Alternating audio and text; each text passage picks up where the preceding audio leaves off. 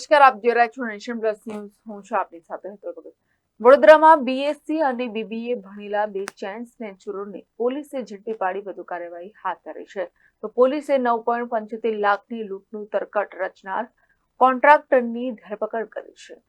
વડોદરાના સમા વિસ્તારમાં 64 વર્ષના વૃદ્ધાના ગળામાંથી 3 તોલા સોનાની ચેઇન તોડીને બાઇક પર બે ઈસમો ફરાર થઈ ગયા હતા. આ મામલે વૃદ્ધાના પુત્રએ સમા પોલીસ સ્ટેશનમાં ફરિયાદ નોંધાવી છે. સમા પોલીસે સીસીટીવીની મદદથી આરોપીઓની શોધખોળ હાથ ધરી હતી. ત્યારે બંને રીઢા આરોપીઓને વડોદરા ક્રાઇમ બ્રાન્ચે ઝડપી પાડી સમા પોલીસને સોંપ્યો છે. પોલીસે આરોપીઓ પાસેથી 5 તોલા વજનની સોનાની 3 ચેન, 2 બાઇક અને 2 મોબાઈલ મળીને કુલ 3.67 લાખનો મુદ્દામાલ જપ્ત કર્યો છે.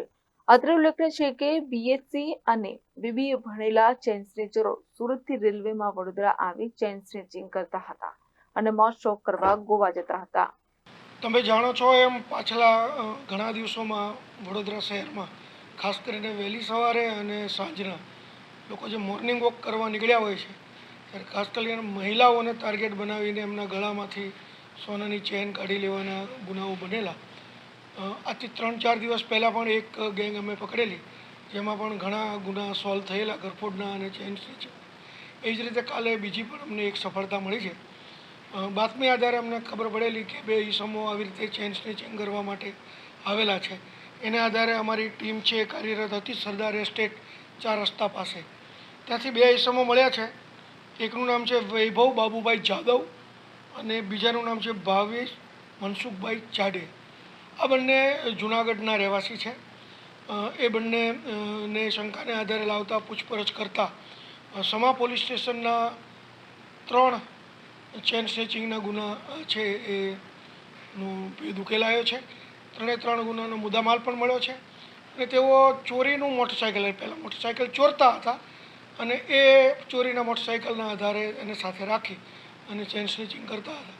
તો વાહન ચોરીના પણ બીજા ગુના ડિટેક્ટ થયા છે. આમ ટોટલ 5 ગુના ડિટેક્ટ થયા છે અને ટોટલ જોઈએ તો 3,67,000નો મુદ્દામાલ પણ આ બંને આરોપીઓ પાસેથી કબજે થયો છે. આ બંને આરોપીઓની એમો એવી છે કે તેઓ ચોરી કર્યા પછી મુદ્દામાલ છે બોમ્બે બાજુ વેચવા માટે જાય છે અથવા તો ગોવા બાજુ ફરવા માટે જતા રહે છે. બંનેની હિસ્ટ્રી પણ અગાઉ ગુનાહિત રહી છે. અગાઉ જે આરોપી છે એમના વિરુદ્ધમાં 15 ગુના જૂનાગઢ, રાજકોટ, સુરત વગેરેમાં દાખલ થયેલા છે અને આ જે છે એ આરોપીઓને પકડી અને સમા પોલીસ સ્ટેશન હેન્ડઓવર કરવામાં આવ્યા છે. તે લોકો આ ગુનાના કામે વિશેષ પૂછપરછ કરી અને વધુ તપાસ હાથ ધરી છે.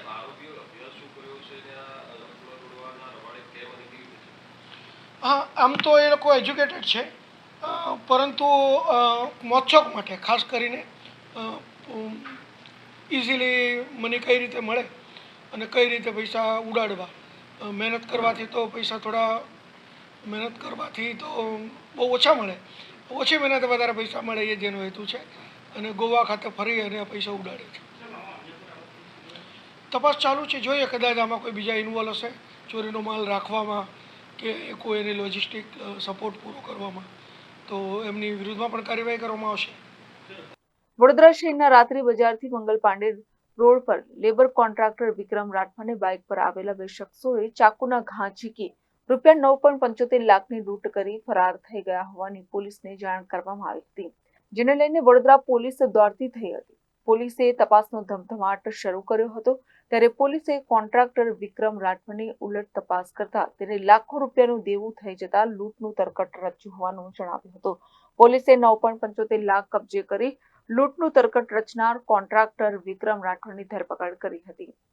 પરમ દિવસે સાંજના 5-5:30ના અરસામાં છાણી પોલીસ સ્ટેશન વિસ્તારમાં જે યમુનાજી હોસ્પિટલ છે એમાં એક ઈસમે ઘાયલ હાલતમાં આવીને એવી જાહેરાત કરેલી કે એમના ઉપર છરીથી હુમલો થયો છે અને એના 9 લાખ કે 9.5 લાખ રૂપિયા ઉપરની રકમ કોઈ ઈસમો લૂંટી ગયા છે.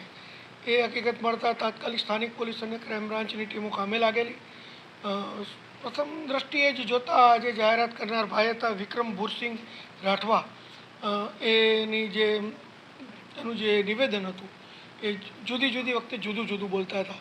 પહેલાં એણે 2 લાખ રૂપિયા કીધેલા, પછી એણે 9 લાખ રૂપિયા કીધેલા, અને સાથે સાથે એણે લૂંટનો સમય છે એ 2-2:30 વાગ્યાનો કીધેલો, અને જ્યારે હોસ્પિટલ આવ્યા ત્યારે 5 વાગ્યા પછીનો સમય થઈ ગયેલો. આ બધી એની બિહેવિયરને વર્તણૂક જોતાં એક શંકા ગયેલી. સઘન પૂછપરછને અંતે તેમને જગ્યા ઉપર લઈ ગયેલા, અને અંતે તેઓ જે સાચી હકીકત છે બોલી ગયેલા. એમણે પોતે જ એના મિત્રને પૈસા આપી દીધેલા. એ 9.5 લાખ રૂપિયા પણ રિકવર થયા છે, અને જે એણે કબૂલ કર્યું છે કે એની ઉપર એક દેવું થઈ ગયેલું હતું. એટલા માટે કે પોતે લેબર કોન્ટ્રાક્ટર હતા અને આ પૈસા ન ચૂકવવા પડે એટલા માટે એણે એક આ તરકટ ઊભો કર્યું હતું એવું ધ્યાન પર આવેલ છે, અને એ પણ અમે સમા પોલીસ સ્ટેશનને આપી દીધેલા છે. ખોટી જાહેરાત કરવા બદલ નહીં એના વિરુદ્ધમાં એક્શન લેવાય એ બાબતનો એક NC ગુનો પણ એમના વિરુદ્ધમાં દાખલ કરવામાં આવ્યો છે. ના, જેની પાસેથી પૈસા કબજે થયા છે એને પણ NCના ભાગરૂપે ગુનેગાર ગણશે. એ પૈસા તો કોટક મહિન્દ્રા બેંકમાંથી એણે ઉપાડ્યા હતા, અને એમાં જે લેબર કોન્ટ્રાક્ટર તરીકે મજૂરોને ચૂકવવાના હતા, પરંતુ જે મેઇન કોન્ટ્રાક્ટરના પૈસા કહેવાય એને ન ચૂકવવા પડે એટલા માટેથી પોતાનું જે અંગત દેવું છે એ પૂરું કરવા માટેથી એણે આ ખોટી એક સ્ટોરી ઊભી કરી હતી. કેમેરામેન નવનીત પરમારની સાથે Satyam Nivaskar, Nation Plus News, Vadodara. સમાચારોના સતત અપડેટ મેળવવા માટે અમારી નેશન પ્લસ ન્યૂઝની યુટ્યુબ ચેનલને સબસ્ક્રાઇબ કરો, બેલ આઇકન દબાવો અને જોડાયેલા રહો ફેસબુક, ઇન્સ્ટાગ્રામ અને ટ્વિટર પર.